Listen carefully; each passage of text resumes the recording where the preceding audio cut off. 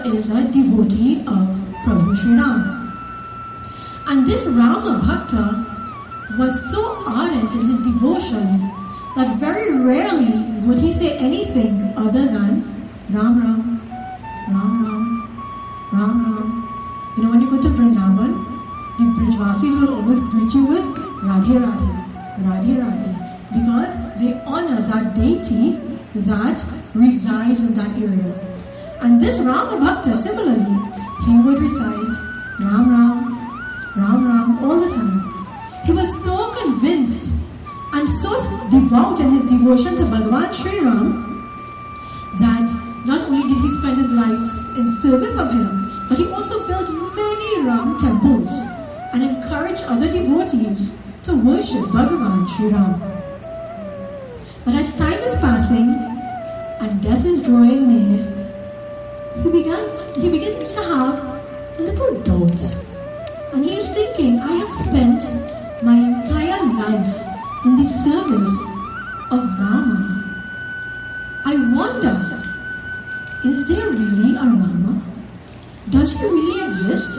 Have I wasted my entire life propagating something that really isn't there? So this Rama Bhakta, he had heard that there was this divine soul called the Buddha. And the Buddha had answers to every question under the sun and the moon. So he decided to go and find the Buddha to get an answer to his question. And so as he arrived to where the Buddha sat in meditation, surrounded by his followers, dawn was approaching. And as the sun rose, the Rama Bhakta, he cleared his throat because he's trying to get the Buddha's attention. He's sitting in meditation. And the Buddha gently opens his eyes and he looks at him. And the Rama Bhakta, he says, I have a question for you. Is there a God? And if there is a God, then is there life after death? So the Buddha, he looks at this man and very sternly he says, no. So celebration erupts amongst the followers. Why does celebration erupt? Because if there is no God, then there are no consequences to actions. There's no hell. We can do anything we want and get away with it. So celebration erupts from all of the devotees and the followers of the Buddha. And they are saying for so many years, we have been asking this question and we have never ever gotten an answer. And finally today, we have an answer. And so they are rejoicing. Meanwhile, there is this other man, and he is known as a Charvakra. And a Charvakra is an out-and-out materialist, and he spends his entire life acquiring wealth. He is what we would call, in today's world, an atheist.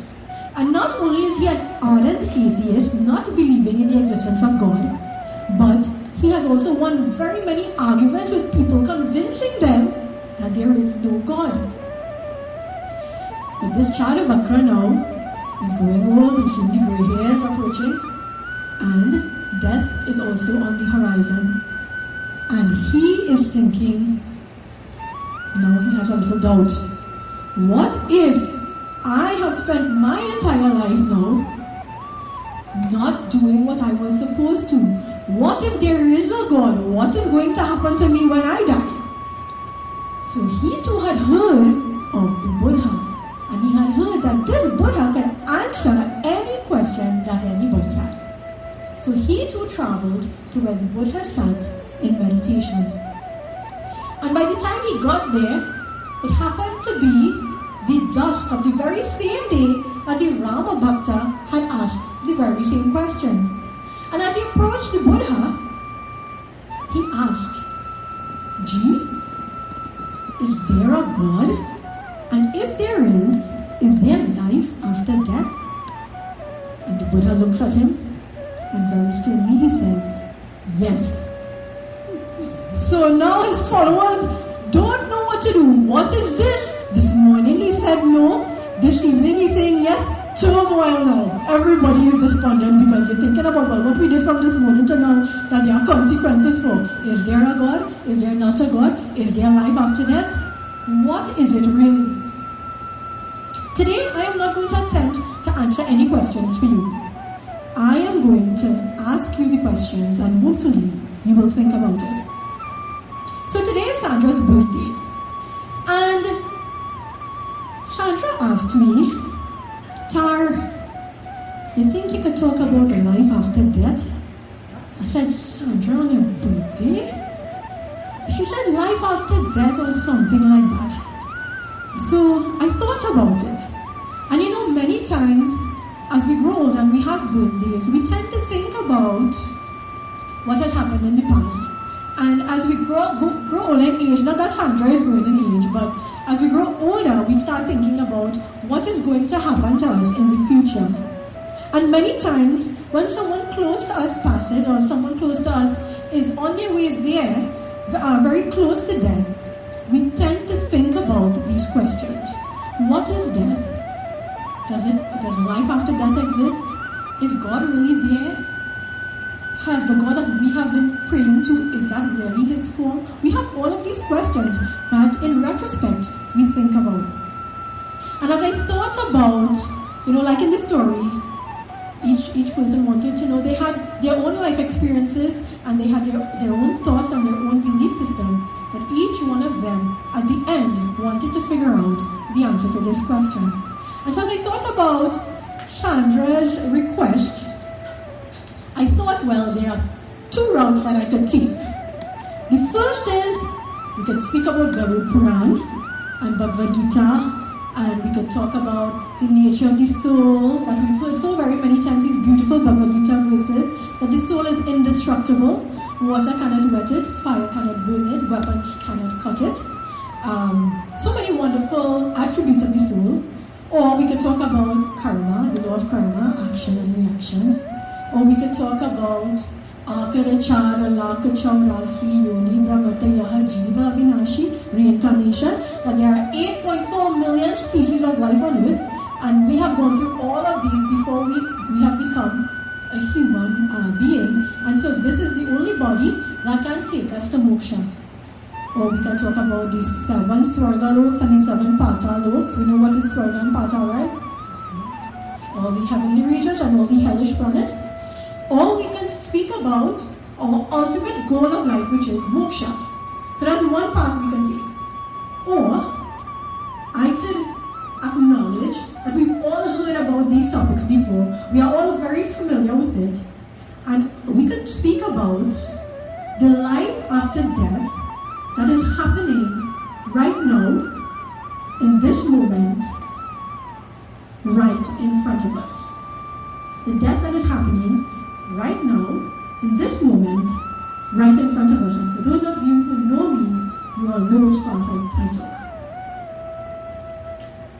So many times we think about death in terms of the law of cause and effect. We think that death is the effect of a cause that can be age, illness, an accident, a crime, a natural disaster, right? So we think that in order for death to occur, one of these things has to happen, right? Right? Yeah. Right. But death is happening at every single moment. And I'm not speaking about death in the third world countries where we have starving children, or death in the war zones where people's lives are being snuffed away at every moment, or death due to tsunamis and hurricanes and earthquakes. I'm not speaking about those deaths. I'm speaking about us, here and now. I don't mean to get morbid on a birthday, but this is at Sandra's request, so you can blame her if anything. Sadhguru Jani Vasudeva, he says, with every inhalation, there is life. And with every exhalation, there is death. With every inhalation, there is life. And with every exhalation, there is death. And I don't know about you all,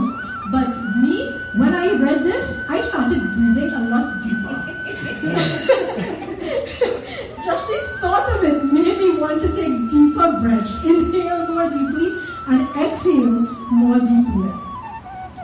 Sadhguru Jagi, he says that life is death and death is life.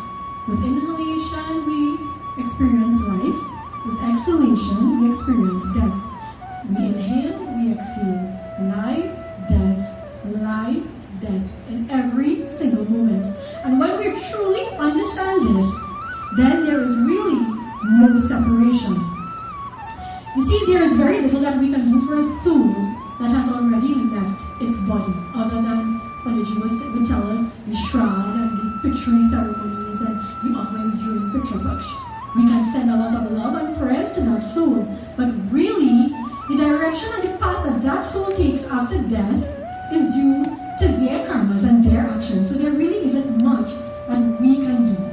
But there is something that we can do directly to impact something else of extreme importance. So we spoke before about this inhalation with life and this exhalation of death. So the question I want to ask you today is, thinking about that, is there life after death?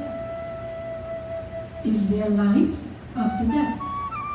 Is there life after death? And I'm not going to answer that. You will think about it. And if there is life after death, what does it mean to you? We have been studying the Sri Ramcharitmanas, and there are so many very beautiful examples of life and death within the scripture. I would like to take us to Sundarakand of the Sri Ramcharitmanas. Vibhishana has just pleaded with Ravana, please return Sita. Please return Sita to Rama. He will accept you. Surrender to him.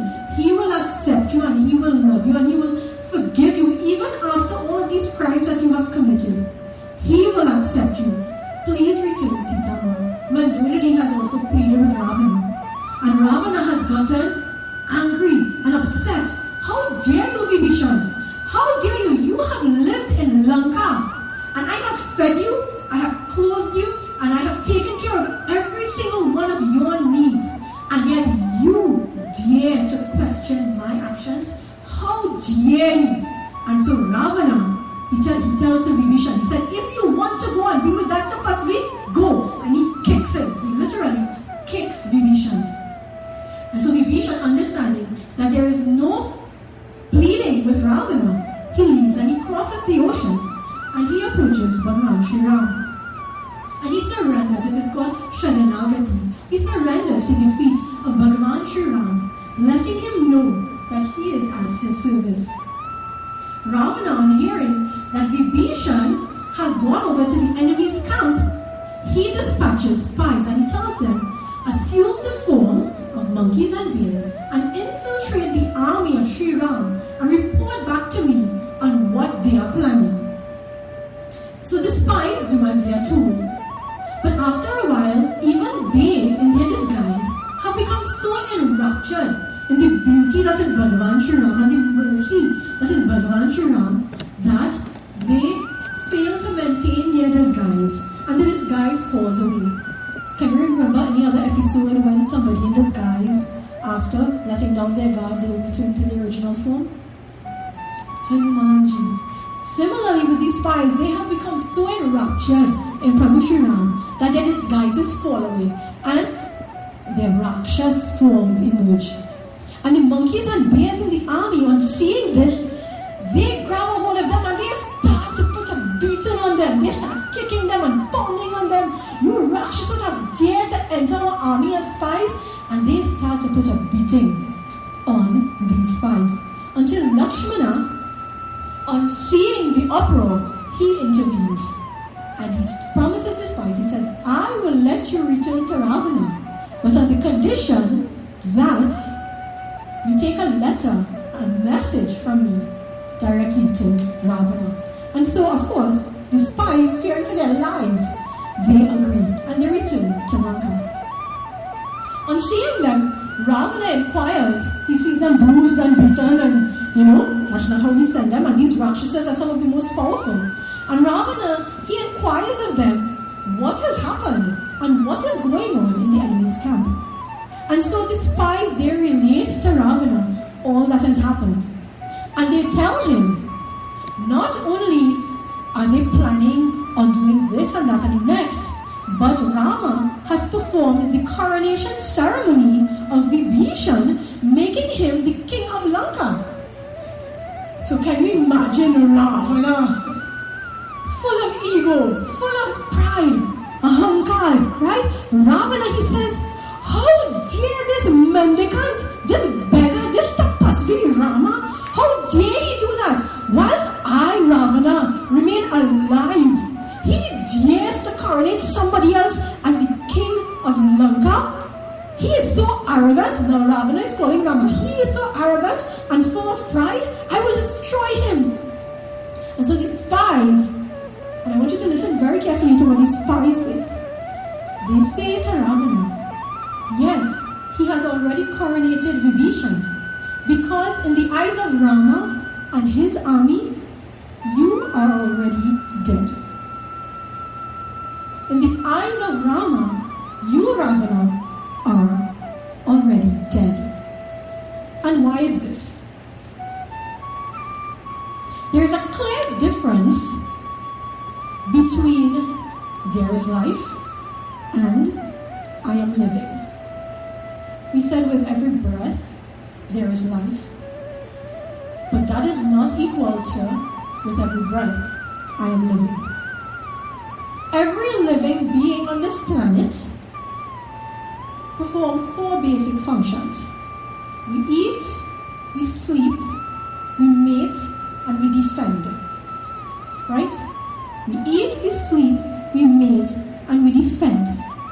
But to live means rising above these basic functions and living a life of purpose, of passion, of joy, and of exuberance.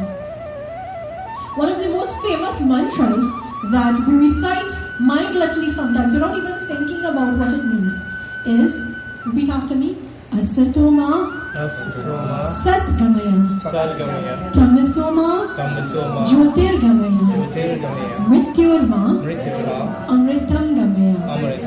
And what does this mean? What is Asato? Asato means untruth. Sat means truth. And we are asking Bhagavan, God, from untruth, please lead me to truth. What is Tamaso? Tamaso is darkness. And Jyotir is light. So we are telling Bhagavan, from darkness, please lead me to light. And Mrityur, what is Mrityur? Death. We are telling Bhagavan, from death, lead us to Amritam, or immortality. Why? When we ask for this, are we literally asking God to live forever? When we live a life, it is said that a life of untruth leads to darkness, and darkness leads to death. So, untruth equals darkness equals death. In our lives, if we live a life where many of us, we live in our own little bubbles, and reality really doesn't dawn on us. Is that really living? If we don't participate in reality? Many of us, at times, all of us are guilty at times of enclosing ourselves in darkness. Sometimes we feel depressed, sometimes we feel hopeless. If we continue to live, quote unquote, live in that condition, is that really living? It isn't, right? So untruth and darkness is equal to mrityu, or death. And so when we ask God to remove this untruth from our lives, to remove this darkness from our life, what we are asking for Him is to grant us this victory over death whilst we even live now. We are not waiting for our souls to leave our bodies to gain immortality. We are asking Bhagavan, whilst we live, whilst we are alive, please remove this darkness and this untruth and all of these negative tendencies so that we are able to not just let there be life, but for us to actually have a living. So what does that have to do with Ravana? Ravana, he lived a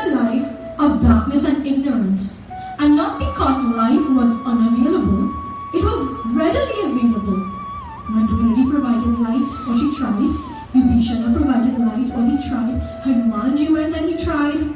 Angad went and he tried. Sri Ram himself sent so many messages, and they all tried to bestow light and truth in the life of Ravana. But he ignored and he rejected it every single time. And he made the conscious decision to dwell in a state that we just said is equal to death, in a state of untruth and darkness. And so this is one of the reasons why Ravana was considered to be dead even whilst he lived. But the second reason, and to me, this is probably the most important reason, is that he rejected Rama. He rejected Rama. And who's Rama? God, yes. But what does Rama mean? Rama means exactly the source of joy. He rejected joy. And we said before that there is a difference between existing and living. And what makes the transition from existing to living is joy, is happiness. If we live a life where there is no joy, then we are simply eating, sleeping, mating, defending, eating, sleeping, mating, defending. Every single day looks exactly the same because there is no joy in it. Ravana, he had every single material possession imaginable. He had even the blessings of Lord Shiva himself, Lord Brahma himself. But he did not allow Rama into his life. He did not allow joy into his life. We can try to do every single thing right. But unless we understand that we come from this source of joy, and our true nature is to be joyful. And not just to be joyful when somebody tells us a joke we laugh, or if somebody tickles us we laugh, or if we see our favorite food like me, we become joyful for that limited period of time. But to remember that joy is our nature, that we should be experiencing more often than not. Unfortunately, it's the other way around for many of us. We're happy a minute period of time and then unhappy for the majority of time. So is life without joy worth living? Life minus joy is equal to existence. In a previous kata, we would have spoken about if we could have joy or we could have the source of joy, which would we choose? It's like saying you want $1 million or you want a money printing factory. Which would you choose, right? Many of us, or most of us, would choose the source of it, because that means it is then never ending. If I ask for joy, then I might get a limited amount of joy, but then that passes and then I continue to exist. But if I ask for that which is the source of joy, then my life will continue to be joyful, and then I go from an existence to a life. According to the law of physics, and this is totally out of the box here because Tara is not a scientist, but last night as I was preparing this kata, I don't know where this came from. It has to be divine intervention because, as I said, science is not my thing.